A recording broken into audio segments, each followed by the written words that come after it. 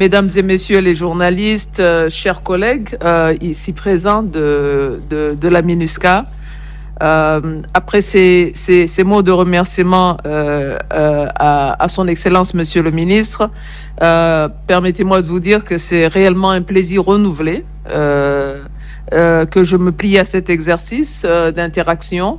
Nous avons eu quelques éditions auparavant, mais cet exercice d'interaction avec vous directement par aujourd'hui la voix du ministre et ma voix est le premier exercice de cette année, d'interaction avec vous au courant de cette année.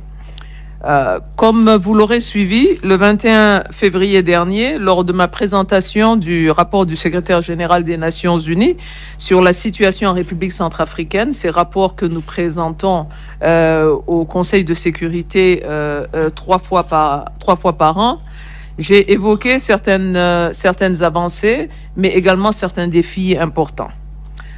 J'ai mentionné entre autres l'appropriation nationale, les réalisations qui ont été obtenues dans la mise en œuvre du processus de l'accord de paix, réconciliation, dans la décentralisation de cette mise en œuvre également, et les mesures qui ont été prises par le gouvernement de Centrafrique en ce qui concerne la politique de gestion des espaces frontaliers, avec l'adoption de la politique nationale de gestion des espaces frontaliers, mais également, cette adoption a eu lieu en septembre, mais également avec l'adoption au courant du mois de décembre du plan d'action décennal de la mise en œuvre de cette même politique. J'ai également effectué un plaidoyer, il faut dire appuyé, comme vous l'aurez entendu, qui me paraissait essentiel auprès des membres du Conseil de sécurité, mais ce plaidoyer s'adresse à tous les membres des Nations Unies concernant la menace des engins explosifs. La vidéo que nous venons de suivre là a encore rappelé l'importance de cette menace. L'importance de cette menace, même si en République centrafricaine, elle reste très localisée dans un secteur, dans une région géographique du pays, qui est la région de l'ouest du pays. Elle représente des défis très importants parce que dans cette région de l'ouest du pays, c'est aussi la région où réside 50% de la population centrafricaine. Et donc, avec ces engins explosifs qui limitent et parfois interdisent l'utilisation de l'accès, que ce soit l'accès par la population, les populations civiles, mais aussi l'accès par notre force, demande des actions de déminage régulières, mais également limite l'accès des acteurs humanitaires. À titre de chiffres, je tiens quand même à rappeler ici que le premier incident, c'est un phénomène relativement récent. L'utilisation de ces engins explosifs fatals est un phénomène relativement récent en République centrafricaine, qui a été, avec le premier incident qui a été enregistré en juin 2020. Depuis ce premier incident, la MINUSCA a enregistré 192 incidents à ce jour, dont dans ces 192, 147 uniquement dans le secteur, dans l'ouest de la Centrafrique. Ces 192 incidents ont tué 75 personnes, ont mené à la mort de 75 personnes, dont 57 civils. Donc, vous vous rendez compte que les civils sont les plus affectés, dont 57 civils, en ont blessé 162, dont 101 civils. J'ai également saisi l'opportunité de mon dernier rapport pour faire un plaidoyer en faveur du financement des élections locales, qui reste un défi pour permettre des élections effectivement inclusives et qui permettent à toute la population, quel que soit le lieu où elle se trouve sur le territoire, même dans les zones les plus reculées, même dans les zones les plus difficiles d'accès, qui permettent à la population de s'exprimer et d'élire leurs leaders locaux. À mon retour à Bangui, j'ai rencontré différentes autorités centrafricaines, comme se doit, pour leur faire part des appréciations, mais aussi des préoccupations qui ont été exprimées par les membres du Conseil de sécurité. J'ai eu l'occasion, parmi ces membres du gouvernement, d'en faire part à Monsieur le ministre qui est avec nous ici. J'ai eu l'occasion également de lui faire part de ses appréciations et préoccupations. Enfin, au courant du mandat qui vient de s'écouler, que nous avons terminé en novembre 2023, l'appui de la MINUSCA en coordination avec les agences des Nations Unies ont permis d'apporter des réalisations concrètes, de sécuriser des réalisations concrètes en matière d'extension de l'autorité de l'État. Je vais juste mentionner quelques exemples. Cela, vous aurez comme à l'accoutumée, vous aurez accès au statement qui est le statement, qui est la locution que je suis en train d'utiliser pour ces remarques liminaires, et donc qui va vous donner des détails beaucoup plus importants que ce que vous êtes en train d'entendre de moi à l'instant. Et donc, le soutien au déploiement des fonctionnaires a permis d'avoir, à ce jour, 86% des autorités administratives locales à leur poste d'affectation. Et cela n'est pas un point négligeable. Ceci a représenté, à la mi-janvier 2024, plus de 5000 fonctionnaires qui ont pu être déployés à leur poste avec l'appui de la MINUSCA. Cela a également permis plus de 270 bâtiments administratifs qui ont été construits ou rénovés depuis 2015. En 2023 uniquement, nous avons également, la mission a pu faciliter le déploiement de 181 acteurs de la justice et du personnel pénitentiaire. Sur ce, c'est le moment de saluer ici qu'il y a plus de 200 subsidiaires du secteur pénitentiaire qui tout récemment ont été enrôlés dans le secteur de la justice. Donc voilà quelques-uns des chiffres que je voulais partager avec vous sur ce point. Également, je voudrais mentionner qu'en ce qui compte, depuis juillet 2023, nous avons investi énormément dans le déploiement des forces de sécurité et de défense à l'intérieur du pays, dans plusieurs localités, y compris les localités les plus reculées, telles que vous avez pu le voir dans la vidéo, y compris des localités où il n'y avait aucune présence auparavant, telles que dans la préfecture du Mboumo à Mboki. Cela est un déploiement qui a eu lieu à la fin de 2023 et c'est un déploiement qui est encore présent à l'heure actuelle.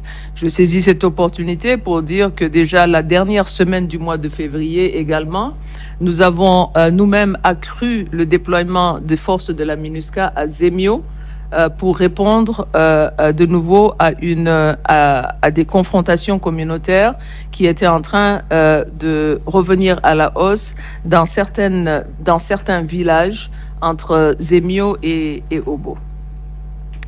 Enfin, l'Agence des Nations Unies qui a l'expertise en matière d'engins explosifs, l'UNIMAS, travaille énormément avec le ministère de la Défense à la formation, véritablement à la formation de déminage, des actions de déminage, et plusieurs équipes ont déjà été formées, mais il y a aussi des actions de déminage qui sont en train d'avoir lieu sur le terrain. Nous allons continuer non seulement à étendre, mais à consolider également ces efforts. Je vous ai déjà parlé de ce qui s'est fait à Zemio au courant de la dernière semaine de février. En ce qui concerne le processus, je ne l'appelle plus le processus, c'est vraiment la mise en œuvre en réalité de l'accord de paix et de réconciliation. C'est ici aussi le lieu de rappeler qu'au courant de 2023, nous avons investi énormément dans la mise en œuvre au niveau décentralisé dans les différentes préfectures, mais également dans les différentes localités. Et cette mise en œuvre décentralisée s'est faite par les comités de mise en œuvre préfectoraux que l'on appelle couramment les CEMOP. Nous avons soutenu les CEMOP par plusieurs projets et plusieurs autres sont en cours à Bambari, à Bangassou, à Berberati, à Birao, à Bossangoa, à Bouar, Bria, Kagabandoro, Ndélé, Pawa et Obo. Cette mise en œuvre décentralisée, pourquoi elle est essentielle? Parce que c'est au niveau local que l'on règle les conflits. Les conflits se soulèvent au niveau local et c'est au niveau local qu'on fait la médiation et que l'on règle ces différents conflits. Enfin, l'année 2023, comme je l'ai mentionné, a également été l'année de l'adoption de l'adoption par le gouvernement centrafricain du plan de gestion des espaces frontaliers. Et en 2024, nous allons apporter notre soutien, pas à la mise en œuvre de tout le plan, parce que tout le plan s'étale sur une décennie, mais certainement à commencer la mise en œuvre de ce plan en concertation avec les autorités sur les frontières qui représentent non seulement les plus grands défis, mais aussi les plus grandes opportunités. Enfin, quand on parle de frontières, il n'est pas possible de ne pas évoquer la coopération avec les pays voisins. Il ne sera pas possible d'apporter des solutions durables aux défis sécuritaires dans les zones frontalières, que ce soit les zones frontalières du secteur ouest, les zones frontalières avec le Tchad, les zones frontalières avec le Soudan, les zones frontalières avec le Soudan du Sud. Il ne sera pas possible d'apporter de solutions durables sans que ces solutions soient également soutenues par une coopération régionale qui est une coopération effective. Parce que justement, de par la nature de ces défis, implique également des espaces qui sont bien au-delà de la zone de juridiction de la MINUSCA, donc demande que nous travaillons de manière très étroite avec le gouvernement centrafricain et nous compterons sur le gouvernement centrafricain pour ce travail politique et diplomatique qui doit se mener pour la sécurisation des zones frontalières, pour que les zones frontalières ne soient plus des zones d'insécurité pérennes, mais deviennent aussi des zones de prospérité au bénéfice des localités et des communautés concernées.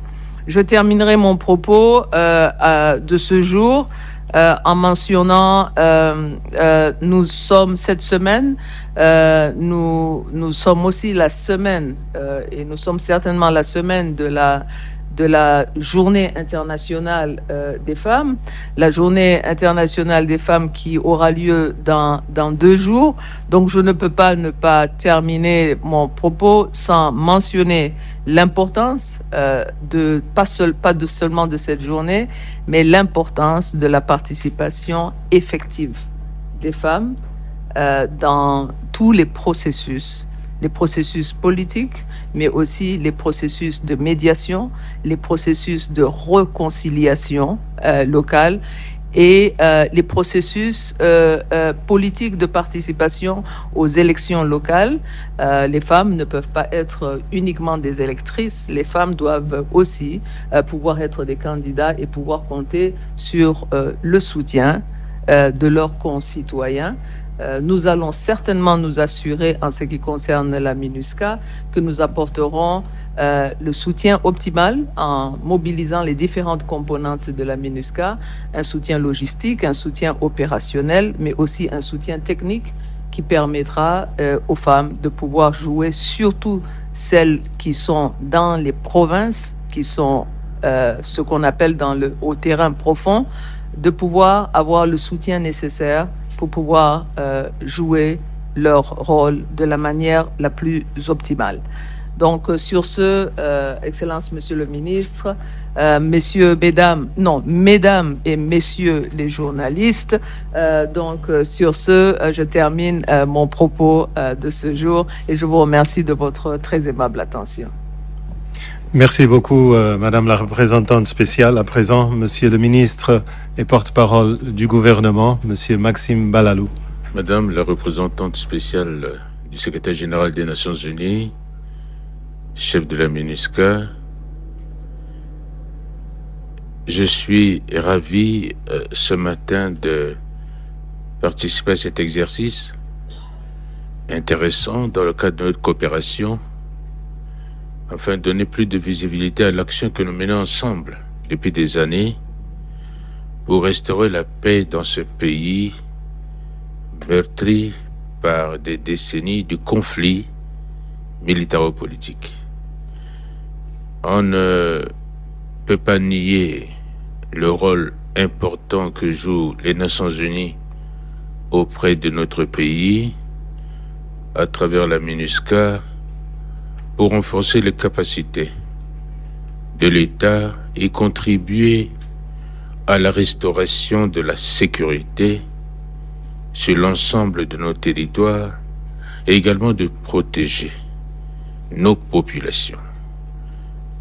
Madame la représentante spéciale, vous savez que ce pays sort de loin. Il y a quelques années, nous ne pouvons pas nous exprimer, circuler comme on veut. On note aujourd'hui des efforts importants qui sont accomplis et nous nous réjouissons aussi de votre contribution. Les détails que vous avez donnés prouvent à suffisance l'appui déterminant de la MINUSCA pour soutenir l'action du gouvernement. Il est vrai, vous l'avez mentionné tout à l'heure, parfois on donne l'impression, à travers des communications où on essaie de créer toujours la psychose pour montrer que rien ne va et que le pays est toujours en guerre. C'est faux. Pour nous, la guerre est derrière nous. Il s'agit des actions de sabotage des gens, une forme de guérilla, pour continuer à donner l'impression que rien ne va dans ce pays. Les choses sont nettement améliorées, que ce soit sur le plan sécuritaire, malgré les défis dont vous avez souligné tout à l'heure, le dépôt clé qui est un élément nouveau dans la stratégie des ennemis de la paix, à savoir les engins explosifs, où nous nous posons la question de savoir d'où viennent ces engins, d'où viennent ces explosifs. Nous ne fabriquons pas. Et ça devient un autre modèle maintenant pour lequel nous devrions travailler avec nos voisins. Vous l'avez dit dans le cadre de la commission mixte, avec les différents voisins, pour qu'ensemble nous conjuguons nos efforts pour barrer la route à ce nouveau système mis en place pour continuer à créer la psychose au sein de la population. Le gouvernement s'emploie, sous la direction du président du chef de l'État, et l'instruction qu'il a fermement donnée au premier chef du gouvernement, d'œuvrer ensemble avec nos partenaires privilégiés pour consolider la paix. Et nous le voyons, vous l'avez exprimé tout à l'heure, dans le cas de la restauration de l'autorité de l'État, qui est une réalité, malgré les défis que nous continuons à surmonter, puisque les défis continuent, malgré les efforts du gouvernement, nous ne baissons pas les bras. Nous allons travailler ensemble. Nous continuerons à travailler ensemble, et je tiens à le réaffirmer ici, les enjeux qui s'annoncent, nous sommes, en tant que gouvernement, déterminés à les réaliser. Il n'y a pas de doute en ce qui concerne les enjeux électoraux. Bientôt, nous allons organiser les élections locales. Ces élections locales seront inclusives. Nous travaillons dans le cadre du renforcement de la démocratie de notre pays et nous souhaitons ardemment que tous les acteurs, que ce soit de l'opposition, la majorité, doivent travailler ensemble C'est ensemble que nous allons construire une nouvelle République centrafricaine. C'est ensemble, malgré nos divergences, nous devrions continuer à nous parler pour qu'ensemble nous réglons ces questions.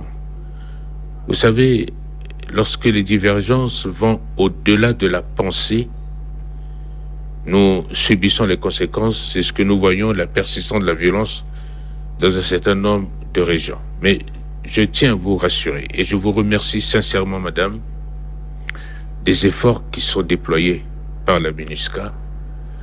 Et je vous remercie aussi de l'appui constant que vous ne cessez de déployer afin qu'ensemble, nous puissions véritablement ramener la paix dans notre pays, dans cette sous-région d'Afrique centrale qui a besoin de la paix. On ne peut pas faire le développement sans la paix, sans la sécurité. C'est pour cette raison que nous allons passer à l'échelle dans le cadre de notre coopération si agissante en luttant contre les mines, parce que c'est une action qui risque, si on n'y prend pas garde, de créer de véritables problèmes dans notre pays. Et nous travaillerons sur ce pour identifier les sources afin de prendre des mesures qui s'imposent au niveau national, aussi au niveau international, pour permettre à ce pays de vivre dans la paix, dans la sérénité. Je voudrais insister sur un point important qui est la communication. Nous devrions communiquer sur tous les points, sur les efforts qui sont entrepris à la fois par la MINUSCA et aussi par le gouvernement, mettre en exergue les bonnes réalisations et utiliser tous les canaux possibles pour véhiculer l'information afin de réduire la désinformation, les messages d'incitation à la haine.